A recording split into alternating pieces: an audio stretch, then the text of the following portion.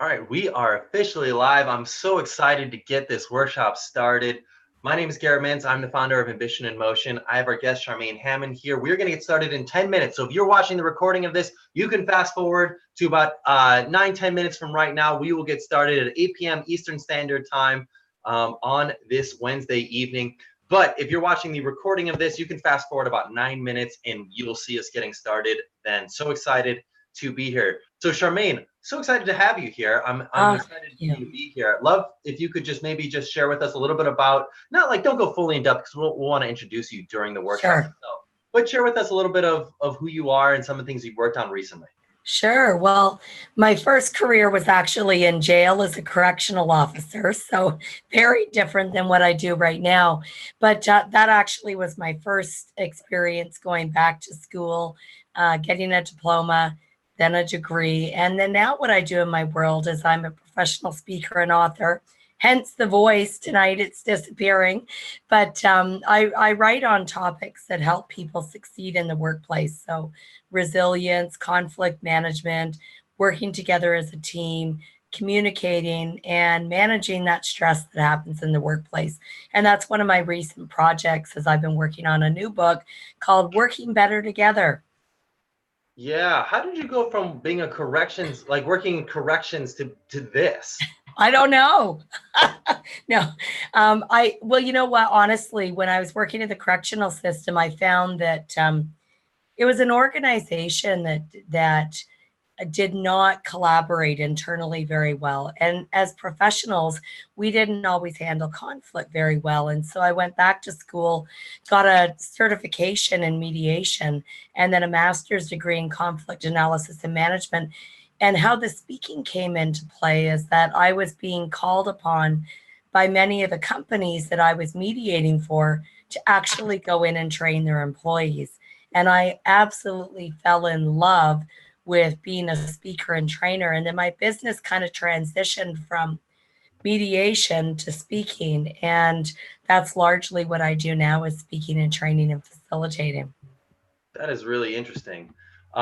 So you essentially were able to apply the skills and the knowledge you gained from one industry in one field and actually were able to connect it to a totally different area, that's really fascinating. That must have been a big pivot in your career. What gave you the confidence to want to make that big pivot in your life and your career? Yeah, it was a huge pivot, especially leaving the safety and security. Well, maybe not safety, but the security of a government job. So having benefits, really good salary, lots of opportunity to be promoted or to work at different institutions. Then when I basically moved across Canada, I was living in the Toronto area in Canada, and the community that I went to didn't have a jail. So I needed to actually change my career and started working in the nonprofit sector at a family crisis society, which was, by the way, my first management job, leadership job. And I started to realize right then that the skills that I had around conflict management that might have served me well in the prison system did not work in other professional environments. And that was part of what challenged me to go back to school is I needed to develop new skills. What I knew worked well in one setting didn't work well in another. That's fascinating. I would have thought the opposite. My inherent assumptions and hypothesis would have been, wow, this is a very transferable skill. But so often we don't realize how it can apply outside of it. But I guess clearly the opposite was true in your case. Yeah, I mean, working in the jails, we had handcuffs and segregation cells and really strong coworkers, and we're able to consequence people when they weren't being appropriate. But in the workplace, you can't do any of that with your colleagues. So I had to get a new way of coping. And the other piece was that the other piece that inspired me, because I think your question was so important, was that I also recognized at that point in my career that I needed to learn some leadership skills. And I had worked for many years, not as a leader, but as a staff member. And my first leadership job, I made so many mistakes. Honestly, the learning was painful the first 3 or 4 years. And that prompted me to start taking courses. So not a degree program, but different workshops and different programs in the community to develop my leadership skills. So it was interesting to go back to school, but in a different way. I love that. That's a really cool perspective. By the way, if you're a student or if you're a young professional student, if you're a mentee joining us right now, we will get started in 4 minutes. Charmaine and I are just chatting a little bit about Charmaine's background, Charmaine's past. But in 4 minutes, we will get started. This workshop is all about whether or not it is worth it to pursue additional education and how to assess its worth and its merit. But back to Charmaine, back to your story. So you were saying that you were able to get additional education, additional accreditations by going and taking advantage of workshops. Were these online workshops? Were these in-person workshops? How did that work? Well, some of these were before the internet, so they were in class. And actually, some of them, when I think back, some of my very early leadership training was also covered by my employer. So one of the things I learned at that particular job was the importance of, I was with a nonprofit, so my employer was a board of directors. It's really important for them to know my goals. And when they learned that one of my goals was to become a leader and to eventually run that organization, they invested in my training to help me develop those skills. And they were very, very agreeable to having me take different workshops that happened on the evenings. And actually, some happened during the day, and they gave me flex time to take the courses. So that was a great reminder for me about letting your employer know your goals, because often they will support you. Yeah, and that's a really great point, because I think for a lot of we call them alumni mentees that are in this workshop right now, they've graduated and they want to get a mentor because they're getting guidance. They want to get insight. They, maybe they love their job. Maybe they're like, you know what, I'd love to learn what else is out there. Maybe I'm considering pursuing additional education. What is that process for those next steps? And they maybe don't think to ask. Will my company support, maybe even pay for them to go through this Ambition in Motion program? So for future semesters, I mean, I don't think it hurts to ask. What do you think? Totally. And the other piece is that you've brought up mentorship. I honestly wish that when I was much younger, starting out my career, that I would have seen the importance of mentors. There were people I worked with that I really admired and respected and wanted to model myself after, but I never pursued a formal kind of mentorship agreement or arrangement with anyone. And looking back on my career, I think just from the leadership job I had my very first time being a leader, man, if I had found somebody who I admired as a leader and had them as a mentor, I probably wouldn't have made half the mistakes I did that were painful learning. But the other thing is that it would have given me a support system that I didn't have at that time. And that's really critical, whether we're going back to school or advancing in our career. I love that you brought up having a mentor. Yeah, no, that's a great point. Those communities are so crucial. And by the way, one of the things we're actually working towards at Ambition in Motion is actually building internal, like, corporate mentor programs. Wow, so for companies, awesome. Because we've built these objective metrics where we can match people together based on their personality, based on their work orientation. We know that work orientation is how you view your work. So some people view the work as a job, some people view the work as a career, some people view the work as a calling. And it's a spectrum, so it can change throughout your life. But what we learned was that wherever you're at this given moment in time, and wherever your mentor's at this given moment in time, if that's an alignment, the likelihood of successful mentorship increases substantially. Yeah.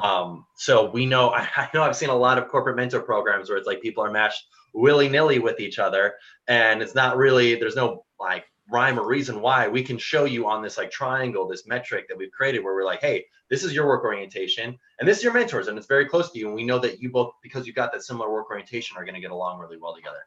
Yeah, that's beautiful. I love that you've done that, because those relationships can be so powerful. I just had the opportunity recently to have coffee with my grade 9 English teacher, who was one of my big mentors. She was one of the reasons. Hey, Charmaine, I think you might be cutting out. How I viewed her. Charmaine, I apologize. I think you might be cutting out just a bit. We just had a little bit of a connection loss, I believe, on that. Let's try it one more time. By the way, it is 8 o'clock. We are going to get started, everybody. Thank you all for being here. My name is Garrett Mintz. I'm the founder of Ambition in Motion. Charmaine is our guest. We are just going through a little bit of technical difficulty right now, but we will get everything up and rolling in just a moment. So my name is Garrett Mintz. I'm the founder of Ambition in Motion. Tonight's workshop is all about how to determine the merits and whether or not it's worth it to pursue that additional education, whether that means you're pursuing your MBA, whether that means you're pursuing some additional credentials to help you get prepared for that next point in your working world or your environment. This workshop is all about essentially getting you to really look at it and look at your education and pursuance of additional education from a more, I guess, objective perspective to really kind of see, okay, where am I at right now? What can this do for me in the future? And how can we get there down the line? So that is what this workshop is all about. Charmaine, are you back? I'm back. I hope I'm back. Do I sound good? Back. Yay. I love it when I come back after being in cyber world somewhere. We're good. We are all good. No worries. I was just introducing the program. So we're going to get started. So perfect. For this program and for this specific workshop, I want to set the expectation for Ambition in Motion in general. I mean, when you're watching this, if you're thinking to yourself like, okay, cool, like this program is going to automatically get me promoted, or this is going to automatically get me into that graduate program, or it's automatically going to get me into that new job. I can tell you this program does not hand things out on a silver platter. Now, can this happen? Absolutely. Happens all the time. But you get out what you put into this program. And this program's all about how can we put you in the best position to thrive and succeed. So I want to set the expectation right now by essentially saying, hey, if you leverage the skills and the knowledge that we teach in these workshops through our amazing guest speakers like Charmaine, who's here tonight, which I'll introduce a little bit more in depth in just a moment. But yeah, if you come in and you start applying the deliverables that we're teaching, you start taking this knowledge, you start doing it on a regular basis, you absolutely can start seeing great results. And if you go to the tips and templates tab on your dashboard on the Ambition in Motion site, you can start to really apply the skills. We teach a lot of really cool things about LinkedIn, about getting your foot in the door, about assessing and analyzing what is the right steps. There are videos for all of the things that we teach in these workshops that go way further in depth. And they're only a few minutes long, but I think they're well worth the investment. And then we've got templates and tips for how to introduce yourself to different people and how to get connected with other people. So I strongly encourage you to take advantage of them because you get out what you put into this. So this workshop will be roughly 45 minutes long with another 15 minutes for Q&A. List your questions in the comments area. That's one, how we know that you're here. But two, it allows you to really get the most out of this. I mean, we have these really amazing guest speakers come in and chat. They're best-selling authors or people doing amazing things. Take advantage of them. They're amazing. So I want to just preface that. Now, there are the 3 keys to success in this program. I talked about them last time. I want to reiterate them because they are so important. It is honing your strategy. It is honing your story. It is honing your state. Those are the 3 keys. If you can hone each one of them, you will be successful in this program. I promise you.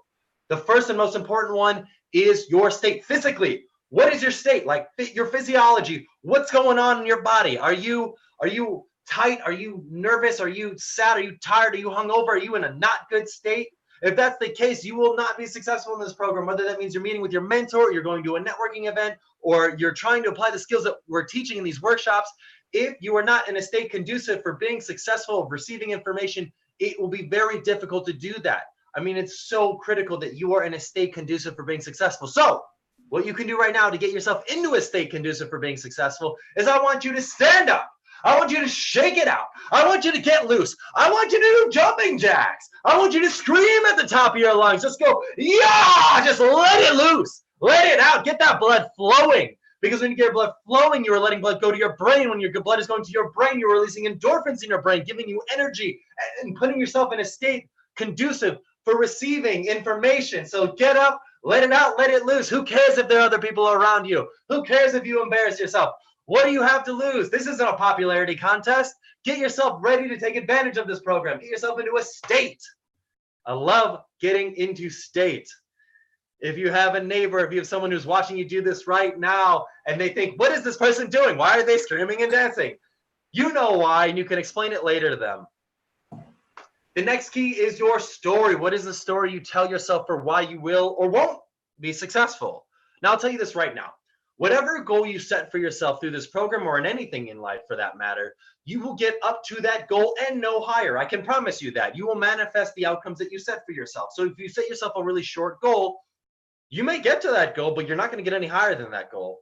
Like if your goal is to, I'm going to use a sports metaphor, if your goal was just to be a high school varsity basketball player, you may get to the high school varsity level basketball player, but I promise you, you're not going to play in college and you're definitely not going to play in the NBA.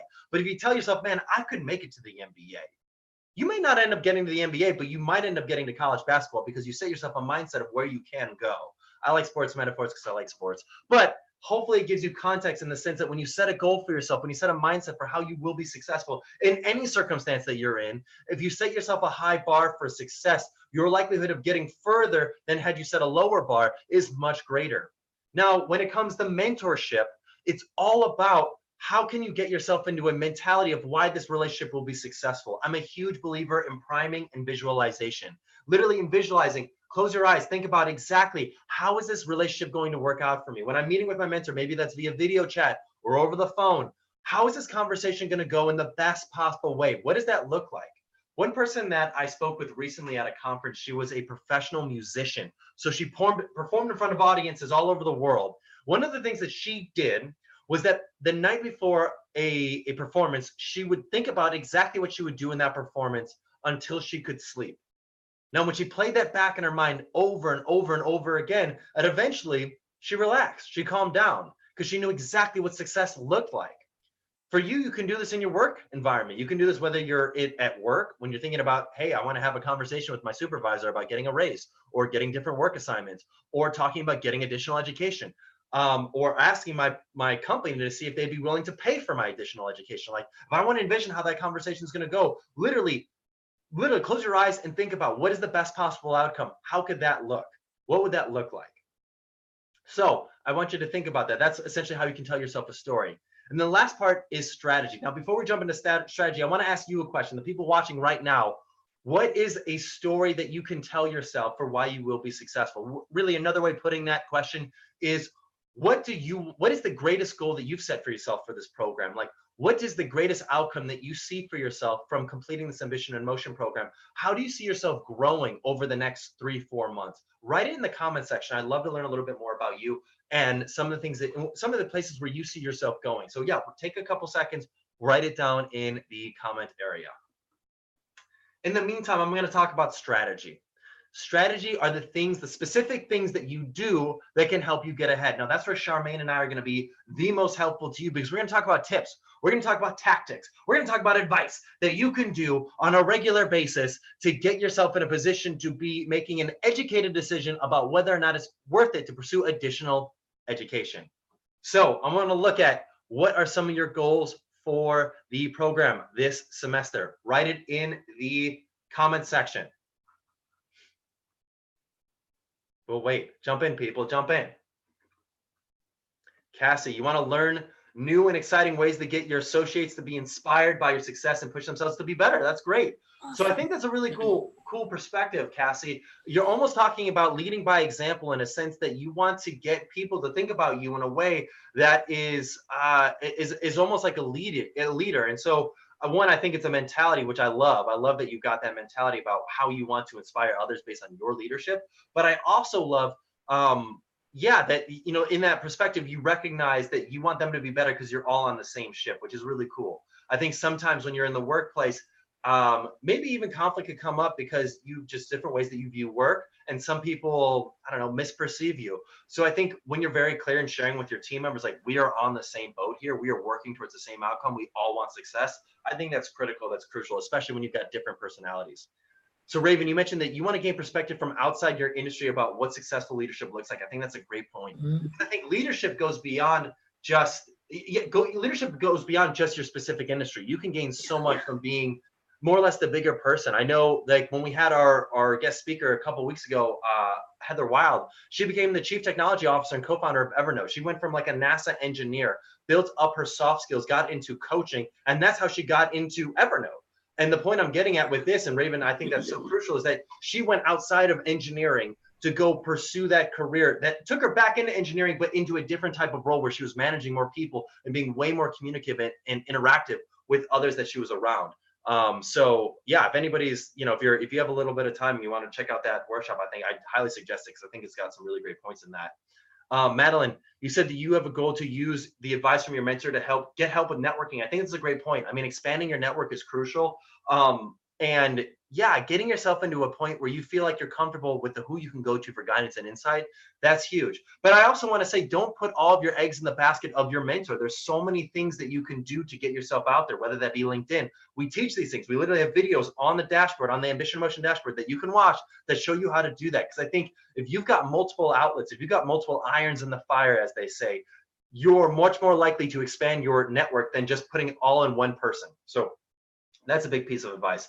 Nicole, you said you want to sort your goals for grad school, settling on a track and pursuing what you need so that you can get in for fall of 2020. This workshop is perfect for you, Nicole. This is exactly what we're going to talk about. I love it. That we will help you assess whether or not it's worth it to get that graduate degree, and then how to go about how to go about making sure you're getting the most out of that education. Quinn, you said you're halfway through your graduate degree, you're learning how to overcome what you're working towards, which is great. Abby, your greatest goal for this program is to expand your network and learn about industries you've never heard of before. I love it. That's another thing that you can work towards. Alina, you want to reach out to others personally and professionally. Greatest outcome to get out of your comfort zone and expand your network. I love it. Jonathan, you want to learn about how to be a better leader and presenter, how to communicate with others you've learned, and how to be a solid idea of what to accomplish after your last year of undergrad. I think that's fantastic.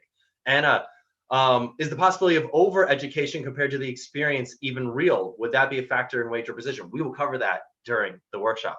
So I want to transition real quick. Before we transition into our speaker, Charmaine, during each workshop, we have a small routine that we would strongly encourage that you implement in your life because we know the positive effects of doing so over time. So for today's workshop, we will cover how to determine the benefits and costs of pursuing additional education. What I'd like you to focus on for this workshop, and just to start focusing on for a regular basis, is every single month, do a SWOT analysis, strengths, weaknesses, opportunities, threats of where you're at and how education can help you get to where you want to be. And then in terms of your deliverable, what you can do on the website is I want you to find an accountability partner. I want you to share your SWOT analysis with them. I want you to take a picture with your accountability partner and then upload it to the website. Because that will help you in terms of being able to put out what your goals are, not only to yourself, but putting it out there to the universe and getting feedback. Because sometimes we get into our head and we have our own mental chamber, which we keep our thoughts in. And sometimes we start thinking about things in different ways, and having that alternative and additional perspective can help us really get some different guidance and some different insight onto the things that we are considering and contemplating. The last thing that I want to cover is the referral program. So we are starting to open up applications for next semester, which is exciting. It's amazing. And we have a cool referral program. So if you're in the program right now and you refer other people, whether they be fellow alumni, other students, if you refer 3 people to sign up for the program next semester, your essentially the fee to go through the program next semester will be cut in half. And if you refer 6 or more people to sign up for next semester, the fee to go through the program will be totally wiped out. You don't have to pay anything. So if you refer at least 6 people to sign up for the program next semester, you don't have to pay anything at all to get re-enrolled and get a new mentor. It's just a cool thing that we're trying to do to incentivize people to get involved and get more people exposed to what mentors can be like and how they can help them in their careers. The way that you would get credit for it is on the initial application. We'll ask who specifically referred you to the program. If they put down your name, you got it. So let's jump into our guest speaker. Our guest speaker is Charmaine Hammond. Charmaine is amazing. Charmaine is a highly sought after business keynote and workshop speaker, entrepreneur, author, and educator who teaches and advocates the importance of developing trust, healthy relationships, and collaboration in the workplace. She has helped clients in many industries build resilient and engaged workplaces, develop high trust, accountability relationships, and solve workplace issues that get in the way of success and profitability. She has owned 3 of her own businesses over the past 22 years. Prior to this, she worked as a correctional officer, counselor, and contract negotiation specialist for the government.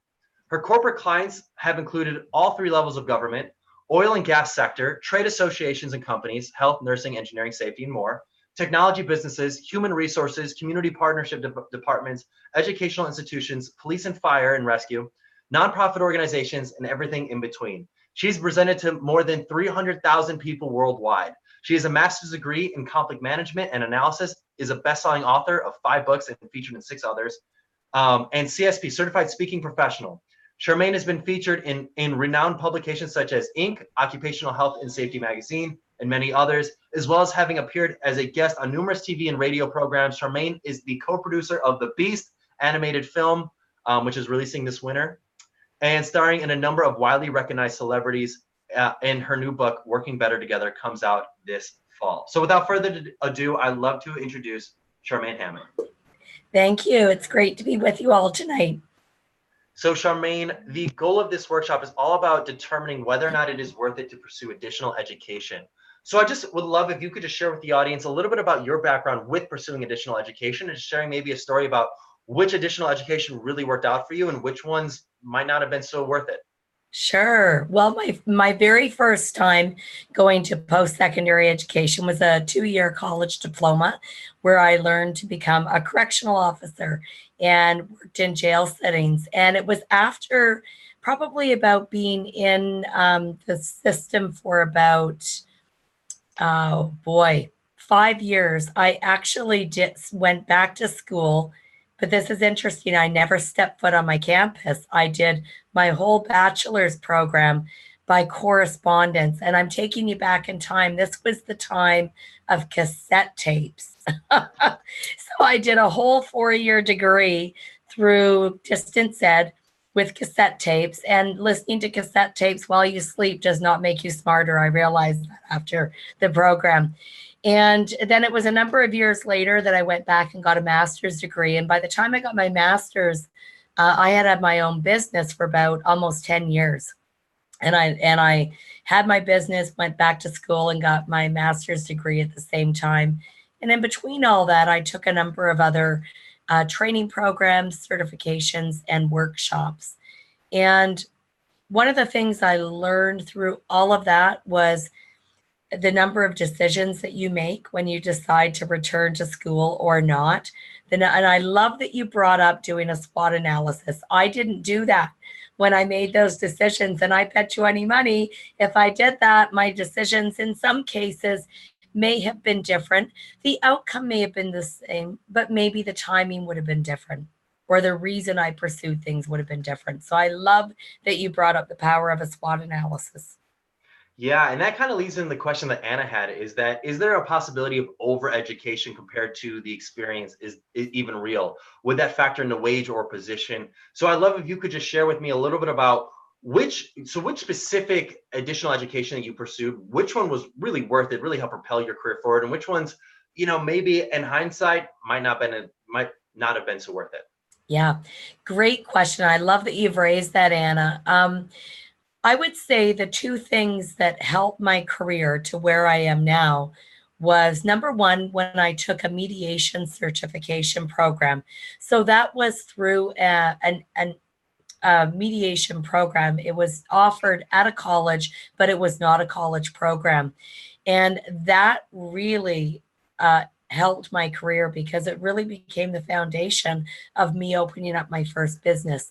The second one was when I got my master's degree, because I realized in my career at the time I was doing mediation in family settings and workplaces, and I really wanted to get into corporate mediation and large scale community dispute resolution processes. And not having a master's degree at that time hindered my ability to get some of the contracts. So I noticed a significant difference in my business when I went back and got my master's degree. It opened up a lot of doors in that specific industry that I was in at the time. And there was a few courses I took over the years. So there was, I took a lot of leadership training over the years, and some were awesome and some were a big commitment of time that didn't really provide a lot of value for me. So Anna, your question is so fabulous because in the work I do now in my businesses, I work with a lot of employers. And I talk to them about what do they value in their employees and their teams. I talk to a lot of human resource professionals, and I'm hearing more and more that while education is important, so is experience. And I think now more than when I was starting my career, businesses actually look at the experiences that you have in your life. So, for example, one of the nonprofit groups that I was volunteering on their board for was interviewing some people for a leadership position. And they were most impressed with one of the people that was applying, not because she had all these degrees. She had a lot of leadership roles. She was a Girl Guide leader. She was the leader of her soccer, the coach on her soccer team. She did all these things in her personal life that were about leadership. And that was recognized in the employer making their decisions. So I think it's important for us to know the industry that we want to work in, to understand from that industry the value and importance and priority of education, but never to forget how much we bring personally to the job. I love that. I think that's kind of going back into that whole SWOT analysis of you being able to understand yourself, what the opportunity is for you in terms of where you like to go professionally, and then does this education fit in there? I often find some people that I'll chat with and I'll talk with, they'll get that, they'll say, oh wow, like I didn't get the job or the job that I thought I wanted to get after college, so I'm going back to get my MBA, or I'm going back to get this graduate degree. But there's no guarantee that I'm getting it. Like there's no company that said, hey, you need to get this MBA to do this. And you think it makes you more marketable, but often sometimes it might not be the right timing, and it's potentially, I mean, it's a very expensive decision. So that kind of leads into my next question, because I want to dive deeper into some of those experiences that you had. I want to take you back to when you were contemplating, should I get my master's degree? Yeah. What was that decision making process like? What was the like, was there a tipping point that made you think, wow, okay, I have to do this? Yeah, great question. So at the time, I had two businesses, and considering, do I go get a master's degree? Do I not? It was a complicated decision because it wasn't just about the fact I would be away at school for periods of time on campus.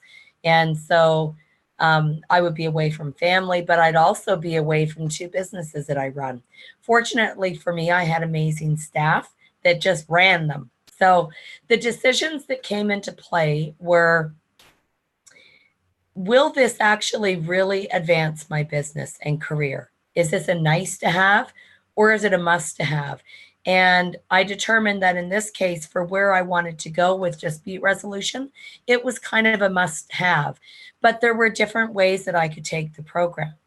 So there was full correspondence, there was distance ed where you're on campus and online for part of it. That's the option I chose. Some of the other factors that went into decision making, though, were what would be sacrificed or missed by me going to school. So, for example, there were a number of contracts I couldn't take on in the business because I would be away. So we had to weigh out, what is the balance of all of that. And I think the other key, look, just your question has actually triggered something for me. I don't know if I realized this at the time, but now I see that decision to say yes to the type of program I did had an impact on my career for probably 10 years after. I mean, I was seeing the ripple effect for a long period of time. It also allowed me to charge more for my services. So while this was my own business, I think it gets to questions that some of you that are listening tonight might have around, does additional education generate raises for us? And in my case, as a business owner, it did. And if I were an employee of an organization, the industry that I was in, that master's degree would have resulted in a raise or a salary increase. So part of that is, I think it's the industry that you work in that dictates that. Yeah, I think that's that literally walks right into Cassie's question of, I've experienced that degree gets you a job and makes you a better candidate, but not necessarily gets you a raise in current roles. Is that always true? And I think you kind of answered that. But yeah, I'd love if you want to elaborate on that. Yeah, that's a great question, Cassie. And I think it does depend on industries, because I concur with you. I know people who have gone and received several degrees in different areas of study, and it didn't necessarily provide them an income bump at their job. Where I've seen people have more success with this is where they get education and they get experience that complements the education. That's when it becomes really powerful, and you have a bit more of a leverage point when you're negotiating raises or other types of benefits. One of my colleagues years ago, they didn't have money they weren't going to bump up her pay for the additional training they got. But what they did is they did some really cool bonuses. So she got an extra, I don't remember how many days off of paid vacation.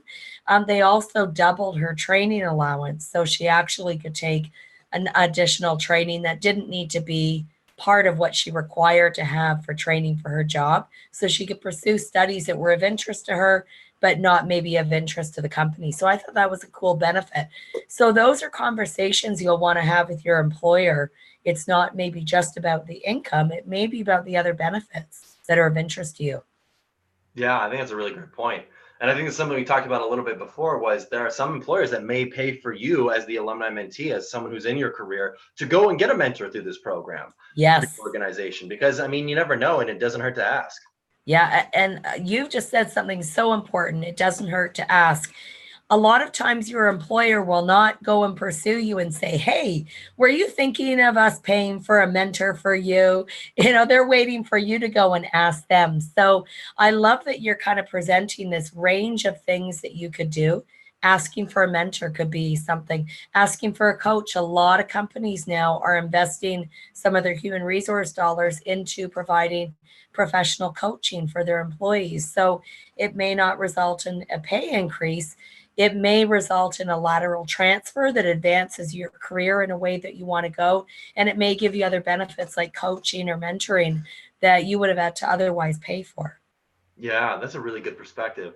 And then, it kind of leads into that whole concept of mentorship.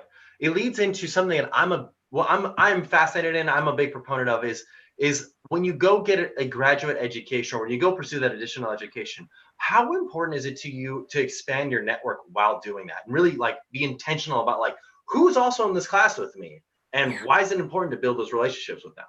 Yeah, relationships will be the number one thing that advance your career. So build them early. They're critical, as you said, building those networks, even when you're making decisions. What a great way to reach out to people on LinkedIn that are in an industry that you're considering moving into or getting trained in.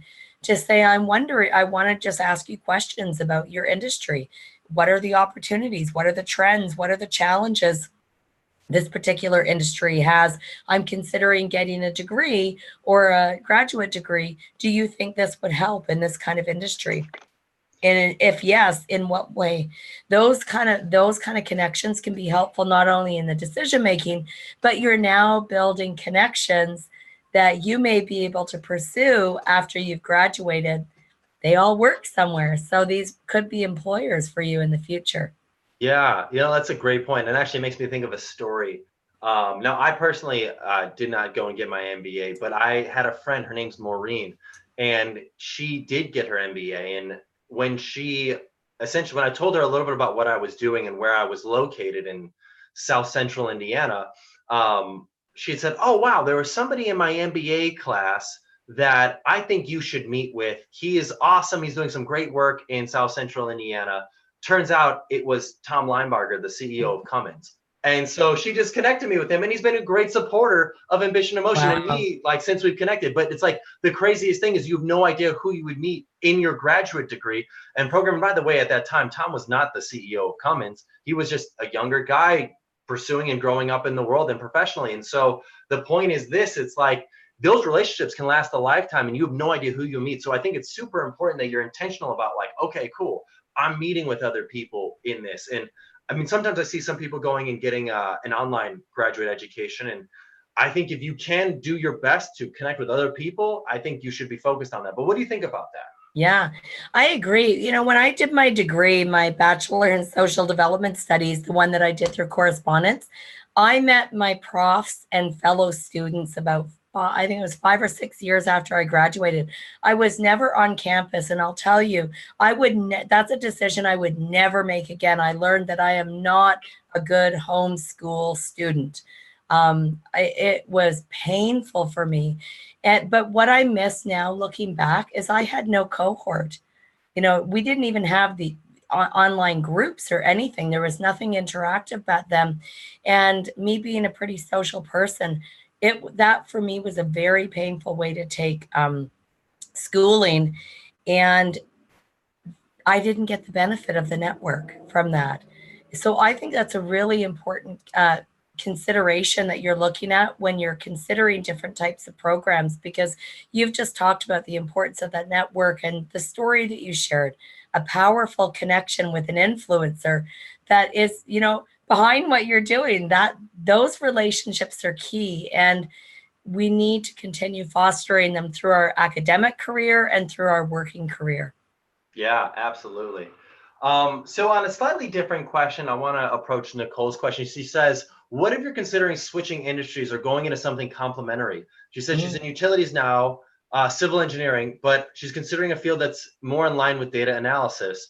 I guess maybe the question is more along the lines of how can getting additional education help you, or how can you assess whether or not it's worth it to get additional education from switching careers? Like, can I switch? Can she make a direct switch, or does she have to get additional education? Yeah, it's a great question. I love that you've raised that, Nicole. I would probably be inclined to do some research to really dig deep into the industry or the sector that you're considering right now, and to look at some of those job descriptions to see what they're asking for in terms of credentials, experience, and education, and see how that is weighted. Sometimes they will promote the salary range. So I would be inclined to do some research just to see what they're asking for, because sometimes our skills are already transferable. I learned that, the degree that I took was extremely transferable. I became a mediator from it. I was a social worker. I ran a nonprofit organization, and that was all one degree. That was a fairly generic degree. Where it became important for different education was when I became specialized. So that would be one thing I would do. And the second thing is I would probably reach out to people in the career that in the line of education you're considering, who have similar or comparable skill sets and education, and ask them their opinion. I would probably be inclined to ask them a direct question like, do you think having this additional training would assist me or help me or be valuable in pursuing this line of work? Because a lot of times, if they've been working in the industry for a long time, they will have a very good sense versus somebody who's just come into it that hasn't seen the trends and the development and the changes in the industry.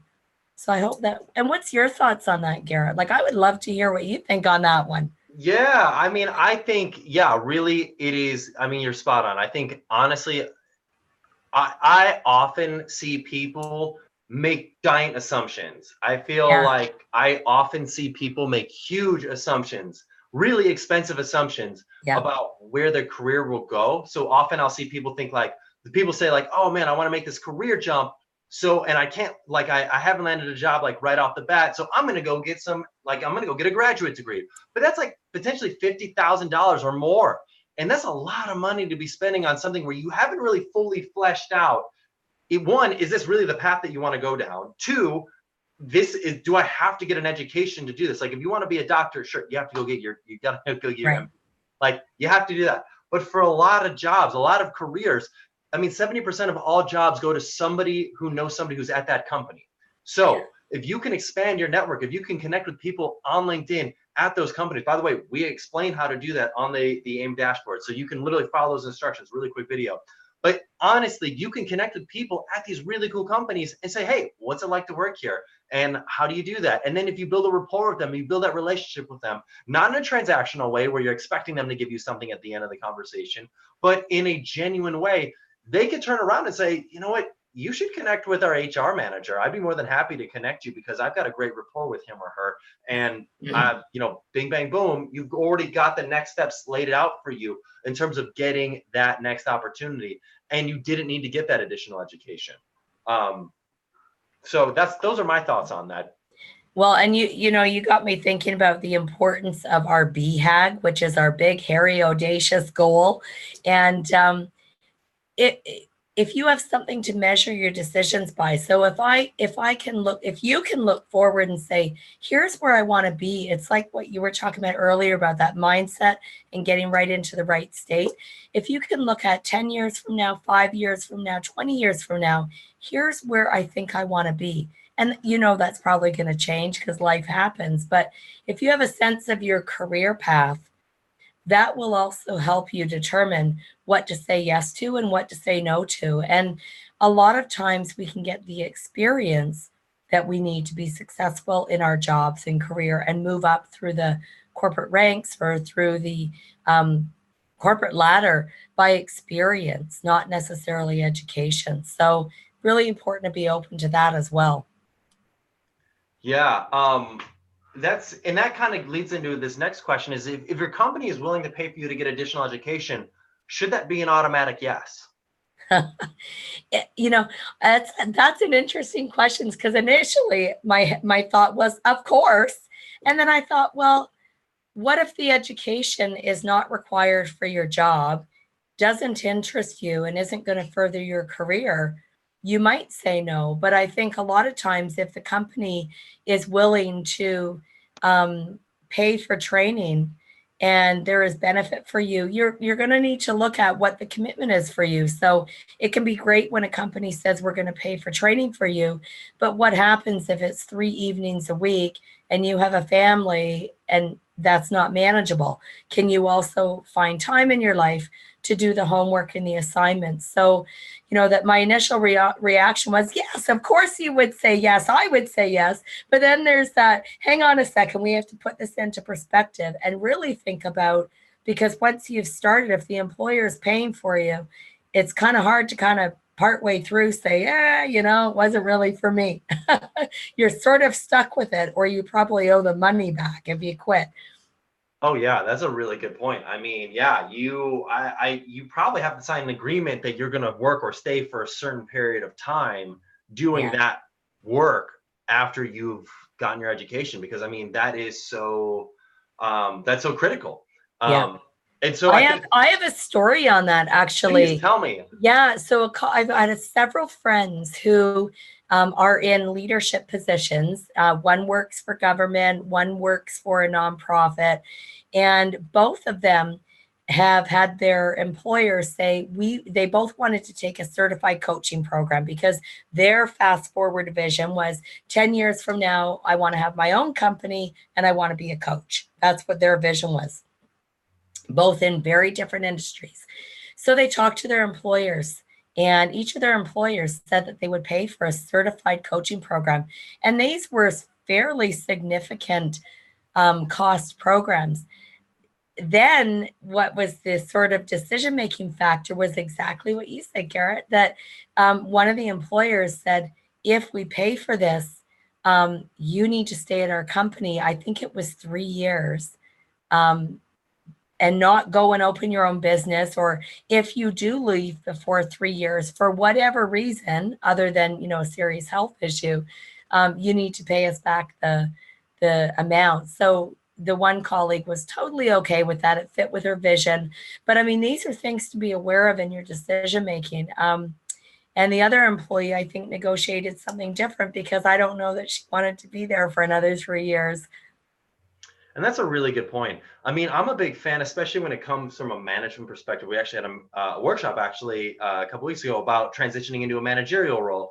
And we talked about the importance of having the career conversation with your colleagues. Like if you just transition to a managerial role, like what is the goals of the people that are your direct reports? What are the goals of the people that are your direct reports? And how can you align the work that they're doing to get them to where they want to be while keeping them? And being able to structure that properly, because I mean, if your goals are not in line with their goals or vice versa, it's going to be a difficult working environment. You're going to kind of have this internal conflict of, well, am I like cheating on my company, or am I not managing them right if I'm not putting them on tasks that are working outright? What are your thoughts on that? Yeah. Oh my gosh. I'm all over the map on that. You got me thinking. I just want to go back to something before I forget. Earlier on when we were talking about the decision-making process and and what we say yes and no to. The other piece that I was thinking was that you're not only considering your sort of big plan, but you're also considering what do you need to get there. And the scenario that you just described around moving into managerial positions and how do you get your team all working together and know their goals. Any of you who have made this transition that I'll talk about know that this is one of the toughest transitions to make when you go from being on the team to then leading that team. So you're with your colleagues and now you're the leader of these colleagues, and in some cases friendships have formed. And I will tell you, I've made that transition a few times in my life, and it's a tough one. And this is an area where you may want to look at a mentor, a coach, or some training to help you be able to navigate through some of the tough, sticky, messy stuff that's going to happen in these relationship issues. This is where an area where it's really important for you to have a sounding board, an experienced leader that's navigated through this. But I love that you've brought up working with people that you're supervising to help them understand their career goals, because this really helps you as a leader match up tasks to not only skill sets, but interest areas. So for example, a company might be working on a project and they're putting a working team together. And if you know that one of your team members has a particular interest in that area, may not have experience, but they have interest there may be an opportunity for you to bring them in so they're gaining interest. This helps them decide whether they like that or not, or if it's there an area that they want to pursue. So I think it's a really important conversation that you've raised. Yeah. Well, that's really, really, I like that perspective on that. To kind of tie back into graduate degrees, get a little bit off of that topic for a moment. I see often a lot of young people that have recently graduated from their undergraduate degree, and they immediately jump into a graduate degree. What are your thoughts on that? What are your thoughts on the take a couple years to get professional experience, then go get a graduate degree, or go right in? I see often, like I know in the business program that I went to, there was a 3-2 option where you can get your undergrad in 3 and then get your MBA in 2, but really not have any career experiences in between that. Yeah. My path was one where I took education, then worked, education, then worked, education, then worked. And that, honestly, that path for me worked so well because I don't think I could have been in school a year longer than I was. So I know my attention level, my desire to apply my learning. I have colleagues that have done, and friends that have done both, some who have gone right from their BA into a graduate program, some that have staggered and paced out their education. And what they've shared with me is pretty broad, but one answer that really stands out is that my colleagues and friends who did a degree took a little bit of time to work in their industry that they studied and then go back and do a degree if that's what they decided to do. What they found is that sometimes their path changed a bit. So after the experience, they thought, this is what I really want to be doing. So they specialized. And I think that can be very helpful. And again, I think it also depends on the sector, the industry that you're working in. There's a lot of personal preference there. I know for me, I probably couldn't have gone from doing a degree to a master's degree and been successful at it. I needed that opportunity to apply my learning in real life settings in a variety of different industries before I went back.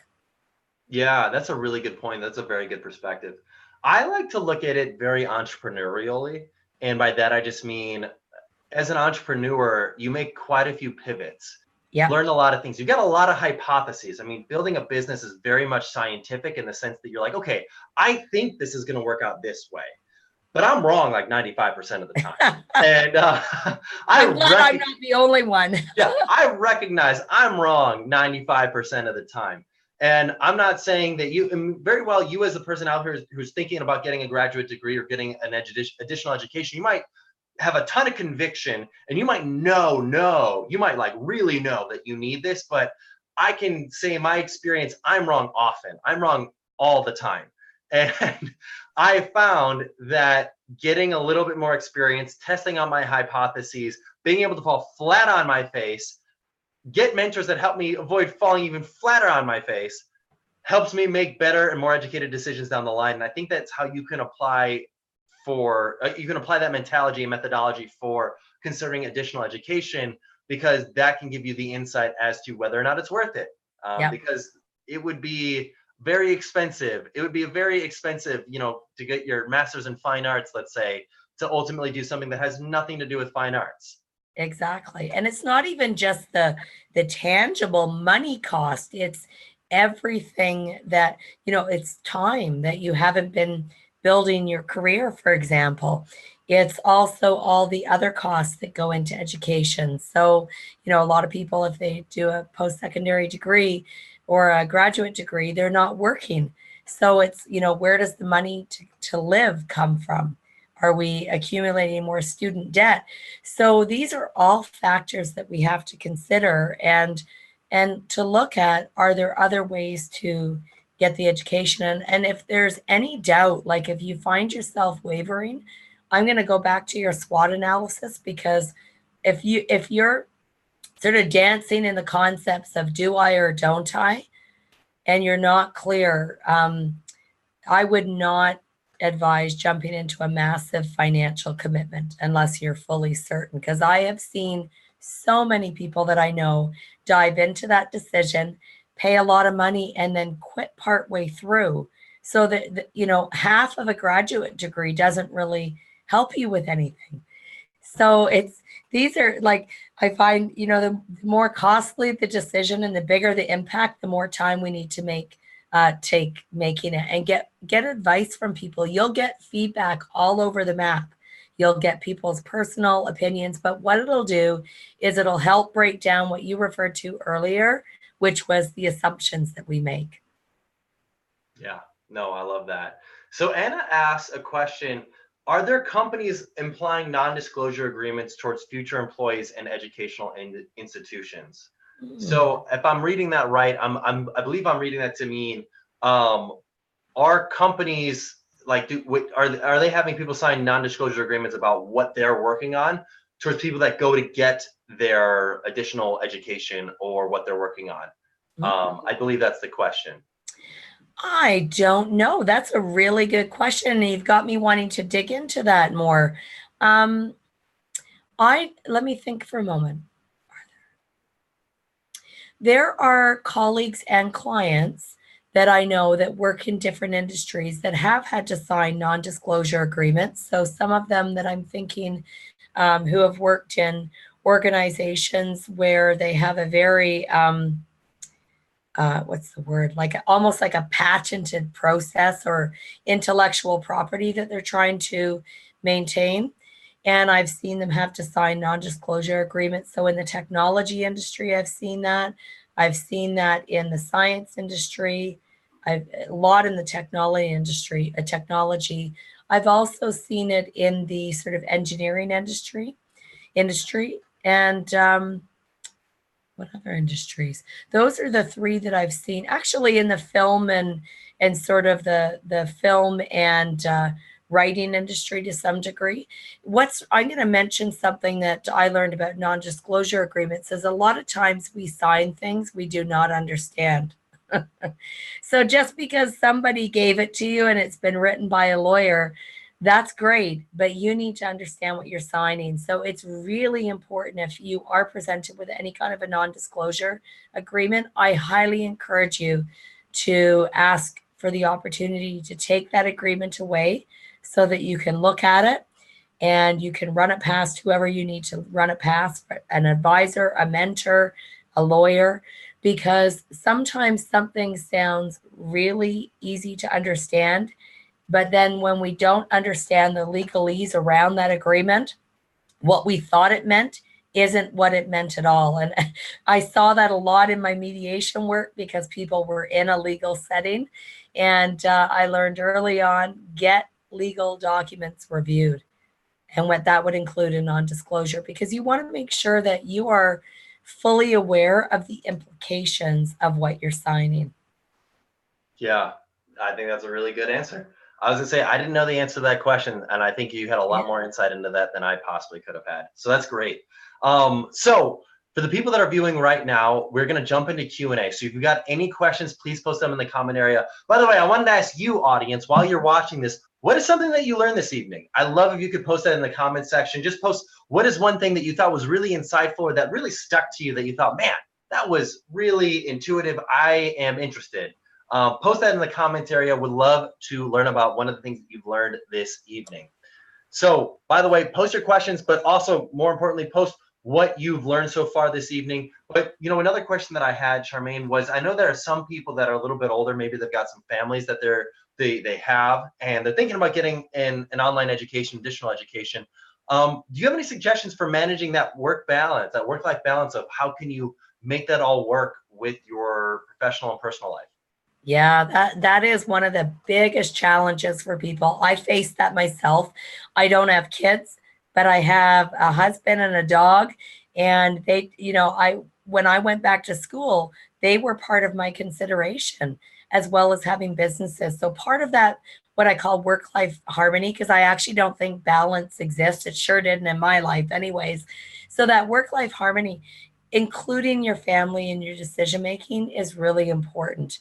Also framing examples for them, such as it looks like I'm going to have X number of hours in class and X number of hours doing homework every week. How will we manage that as a family? Get your family involved, because that will also raise flags, questions, challenges, concerns that they have, but it will also raise things that they can do to help.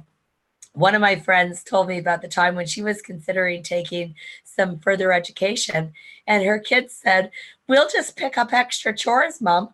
And she thought, wow, why didn't I go back to school sooner? So, you want to get your family involved. But the other thing is it's bigger than just family. You have to look beyond family to look at the commitments you have. So you might have a volunteer job. You might be on a sports team. You might have community involvement that you do. You might sit on an organization that you volunteer for every month. These become part of your decision-making processes as well, because I have seen so many people say yes to education, not consider the whole balance or what I call harmony question, and then things start to suffer, whether that is relationships. All of a sudden, you're saying no to the commitments that you've made for volunteering or other things, and you can't keep up with your homework and with your studies. And the experience then isn't very joyful for anyone. So lots to consider. And you may have to say no to things to say yes to education. So there might be that trade-off where you say, I really love this volunteer job that I have, but I can't handle that as well as the academic commitment. So something has to give. And so it will often result in some of those tough conversations that you have to have with people. Yeah, I love how you conveyed it from a values proposition and being able to incorporate everybody on the team, that being your family, in the discussion. I think so often we think that we're Superman or Superwoman, and we have to just keep everybody normal. Yeah. But at the same time, I'm going to add a ton to my plate and just expect that everything's going to be fine. And I believe that values alignment, conveying out, just doing the time management exercise of being like, okay, well, this is how much time I can project I'm going to be taking away. Where can I carve that in? I think one thing that you talked about earlier was that you can't listen to audio tapes when you're sleeping and retain that information. It's like when you're sleeping is not time to pencil in when you're studying. Exactly.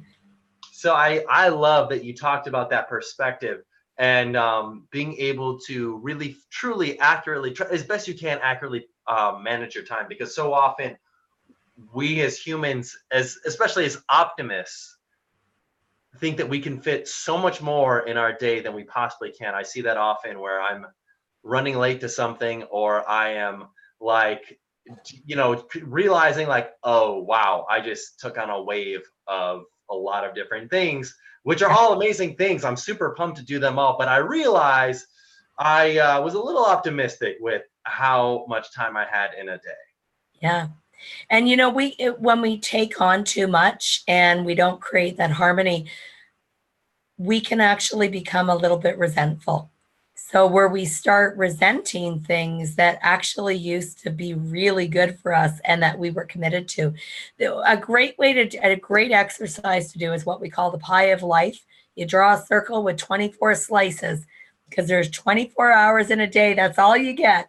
And then look at how much of that should you be sleeping? Because a lot of times we think of, oh, we got all kinds of time. Well, when you carve out your sleeping time, which is critical for success, and then your time for eating and chores and things that you have to do around the house, and then work, and then homework and schooling, and having a life, sometimes you need more slices or something has to give. I love that. It makes me think of two different stories I have in my mind. It makes me think of one. I was listening to Reid Hoffman. Reid Hoffman's the founder of LinkedIn. He's got a podcast called uh, oh crap, what's the name of his podcast? I'm losing it right now. I can't think of it. Reid Hoffman, founder of LinkedIn, he's got a podcast. I can't remember the name of his podcast, but he would talk about in the early days of LinkedIn, he'd say, "I'll sleep when I'm dead." But he like totally retracted that statement as he got older because he had realized that he was not nearly as productive as when he was fully getting a night's sleep. It was like his brain was cloudy. And so it makes me think of this like old story that I always remember hearing when I was younger was, a guy gets hired to cut down trees. On the first day, he cuts down 9 trees. On the second day, he cuts down 8 trees. On the third day, he cuts down 6 trees. By the end of the week, he only cuts down 1 tree in the day. His boss comes in and he says, "Hey, what's going on?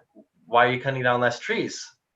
The guy who's cutting down the trees, he says, "I must be getting weak. I don't know what's going on with me." And the boss says, "Well, when's the last time you sharpened your axe?" The guy says, "I don't have time to sharpen my axe. I got to be busy cutting down trees." Good So story. taking that time for you to get yourself into a groove is vital. So going back to the whole state thing, your emotions drive your emotions. Like if you're not in a physical state conducive for being successful, I promise you, you won't be successful. So take that time for you, and getting into that state includes sleep, includes getting your body physically exercising and moving around. It includes eating right. All these things play into that. So one final question Nicole had was, what do you do if you're getting bored with your current job? By the way, Nicole, we're going to go way in depth in that into our very next workshop in a few weeks. But yeah, Charmaine, I love to learn your perspective on that. When you get bored in your current job, what do you do? Oh, wow. You know, one thing is to look at what your talents and your skills are, because a lot of times we have hobbies and interests that aren't really part of our job, but they're part of who we are. I think of a story of a person I knew who worked in a government job. She was an exquisite writer and an artist. Nobody actually knew. People worked with her 7 years before they knew she was an artist and a writer. Nobody knew that. But she was getting bored silly. She was working in I think it was the communications department, and she just wasn't being challenged. The projects were sort of the same projects all the time. And so she went to her employer and said, "I don't know if you know this about me, but I'm actually an artist and a writer, and I need some new challenges. And I read the newsletter that came out in the department last week, and it was ugly and boring. And I wonder if I could help." And I thought, isn't that so? Everyone said, "What? You're an artist? You're a writer? How did we not know this?" But I loved that her employer gave her this opportunity. First of all, the environment, the culture where she worked obviously invited that, but she found a way to add a bit of interest in her job. So her job didn't change, but how she felt about it did, because she was able to use some of her skills and talent that really didn't have to do with what she needed to be doing in her job, but it helped the team, it helped the organization. So she started building in art and writing into her job. And it wasn't the type of writing that she did in her communications job. This was different writing, like taking on the whole newsletters for their organization. So you might want to have a conversation with your employer to see, are there other opportunities that you could be a part of to advance your growing, your learning? And sometimes when we get bored, honestly, and the rekindling is not happening, sometimes that's a time for us to look at, is this still a fit for me? Maybe it's not. I love that. That's a great perspective. I love that story. More so, I think I love the fact that she was willing to bring this up with her employer. And I think her employer was super happy that she did, because so often I feel like if we get bored in our jobs, we just think, I'm going to quit. Yeah. I mean, I'm bored. I'm just going to bounce. And the company's like, no, we would love to keep you. What can we do to keep you? We want, like, we highly value you. So I would imagine her company was like, thank you for sharing that with us. Let's put you in a position where you're doing things that are meaningful to you because you're that important to us. Totally. And employers know it costs double or triple a person's salary when they have to replace a good seasoned employee that decides to move on. It's a huge expense to a company. It disrupts the team. So a lot of the employers that I know now have this model. I love the wording. We want our employees to grow with us instead of growing with our competition. So this is the importance of having that open dialogue with your employer so that they can help you grow with the company and still get the education or training you want, or be able to use your interests and talents in different ways. That's awesome. Well, Charmaine, thank you so much for being here. Thank you. Thank you all, our students and young alumni. Thank you all for being here at this workshop. I hope you found this valuable. I hope you were able to take some valuable nuggets of information away from this. Super grateful that you're here. Our next workshop will be in about 3 weeks, in like the week of like October 20th. So I look forward to seeing you all then. Just one last reminder, your deliverable is to do a SWOT analysis with a partner. Find a partner, share it with them, take a picture with that partner, and upload it to our website. Now, I did see one comment that was, hey, I've got an accountability partner, but we don't really like upload pictures. That's okay. The alternatives is post your SWOT analysis on LinkedIn and tag us. Tell us like, hey, these are what I'm contemplating about my career path is in terms of whether or not it's worth it to pursue an additional education. And just tag us. Say, hey, ambition and emotion. These are my strengths, weaknesses, opportunities, threats about pursuing an additional education. LinkedIn's a great tool. I'm a big fan of it. And you might get some really cool feedback from the people on LinkedIn about how you can go about getting that next step there. Maybe even find a mentor. The other final announcement I want to make is the referral program. Yes, if you refer 3 other people to join the program next semester and they say that, hey, you referred them, the cost to go through the program next semester is half. If you get 6 or more, you don't even have to pay anything. It's free for you. We just want to encourage more people to get involved and take advantage of getting a mentor going through this program. So thank you all for being here. Charmaine, thank you so much for being here. I'm so grateful to have you. Have a wonderful night, everybody. Thank you.